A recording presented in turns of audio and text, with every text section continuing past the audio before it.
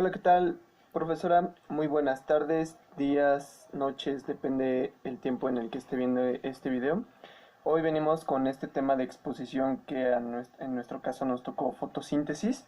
Mi equipo está conformado por 5 integrantes, en el cual es Espinosa Nieves Óscar Alexis, Gómez Méndez Darío, Ramírez Laguna Brian, Villalba Casas Paula Natalie y su servidor Galicia David. Bueno, yo voy a empezar con esta presentación explicándole un poco sobre qué es la fotosíntesis. Y bueno, la fotosíntesis es el proceso en el cual la energía de la luz se convierte en energía química en forma de azúcares. En un proceso impulsado por la energía de la luz se crean moléculas de glucosa y otros azúcares a partir del agua y el dióxido de carbono. Mientras que se libera el oxígeno como subproducto, las moléculas de la glucosa proporcionan a los organismos dos recursos circulares, energía y carbono fijo. La energía, las moléculas de la glucosa sirven como combustible para las células. Su energía química puede obtenerse a través de los procesos como la respiración celular y la fermentación, que genera trifosfato de adenosina o ATP. Una molécula pequeña portadora de energía para las necesidades de energía inmediatas de la célula.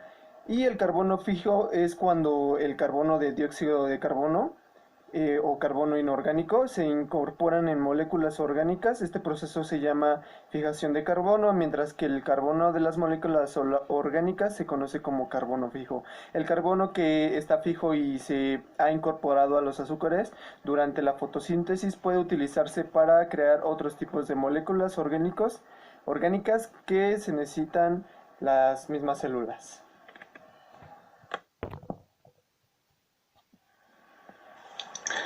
Mi nombre es Darío Gómez Méndez y yo les voy a hablar sobre la fotosíntesis C3.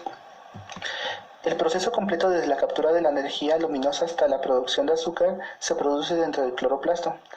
La energía de la luz es capturada por el proceso de transporte de electrones no cíclico, el cual utiliza las membranas de los clacoides para el transporte de electrones requerido. Eso es como hace la fotosíntesis C3. Y pues hay alrededor del 85% de las especies de plantas son C3. Se incluyen los granos de cereales como trigo, arroz, cebada, avena, los cacahuates, algodón, remolacha, azucarera, el tabaco, las espinacas, la soja y la mayoría de los árboles son plantas C3. La mayoría de las hierbas de césped como el centeno y la festuca son plantas C3. Por mi parte sería todo. Gracias.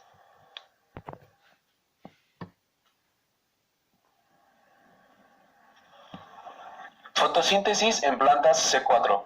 Las plantas C4 casi nunca se saturan con la luz y muchas superan en condiciones calientes y secas a las plantas C3. Estas plantas utilizan un proceso de 2 etapas donde el CO2 se fija en las células mesófilas de pared delgada para así formar un intermedio de 3 carbonos, normalmente malato, que es el ácido málico. La reacción involucra al fosfonolpiruvato, que fija el CO2 en una reacción catalizada por PEP-carboxilato. Esta forma ácido oxalacético, que es convertido rápidamente en ácido málico. El ácido de 4 carbonos se bombea activamente a través de la membrana celular a la célula de pared gruesa de la vaina fascicular, donde se desdobla en CO2 y un compuesto de 3 carbonos. Después, este CO2 entra en el ciclo de Calvin en un cloroplasto de la célula de la vaina vasicular y produce G3P y posteriormente sacarosa, almidón y otros hidratos de carbono que entran en el sistema de transporte de energía de las células. Un dato curioso sobre estas plantas es que la caña de azúcar es una campeona de la fotosíntesis en las condiciones adecuadas y es un excelente ejemplo de planta C4. La que utiliza la fotosíntesis C4, la caña de azúcar, ha sido registrada con el 7% de eficiencia fotosintética.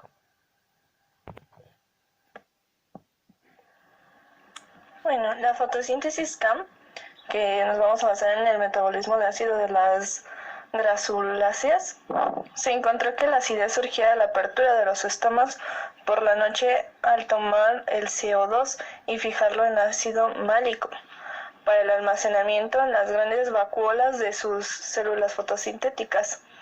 Traba la concentración de ácido málico a un pH de 4 con una concentración de hasta 0.3 molar.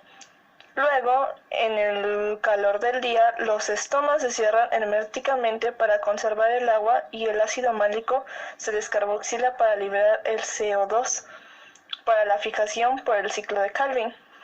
El PEP se utiliza para la fijación del carbono inicial a corto plazo como en las plantas C4, pero toda la cadena de reacciones tiene lugar en la misma célula en lugar de dar el revelo a una celda separada como las plantas C4.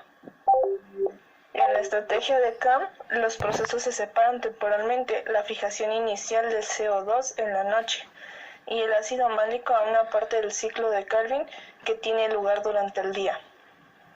Como dato tenemos que representan alrededor del 10% de las especies de plantas e incluyen el cactus, orquídeas, plantas de maternidad, planta de cera, piña, musgo español y algunos helechos.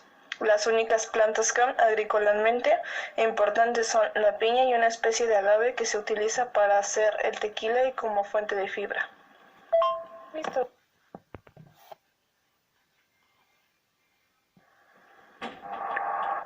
Diferencias entre fotosíntesis C3, C4 y CAM.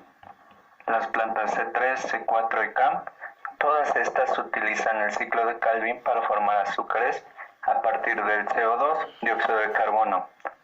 Estas vías para fijar el CO2 tienen varias ventajas y desventajas que permiten a las plantas adaptarse para sus diferentes hábitats.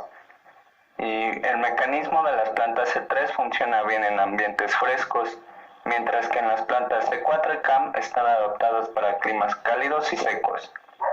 Las vías C4 y CAM han evolucionado independientemente muchas veces, lo cual indica que pueden dar a las especies de plantas en climas cálidos una ventaja evolutiva considerable.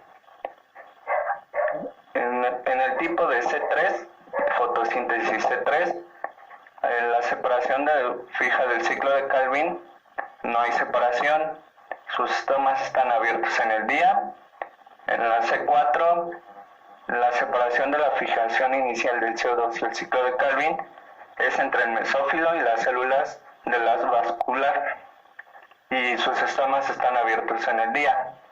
En la fotosíntesis CAM, en la separación de la fijación inicial del CO2 y el ciclo de Calvin es entre el día y la noche, y sus estomas están abiertos en la noche.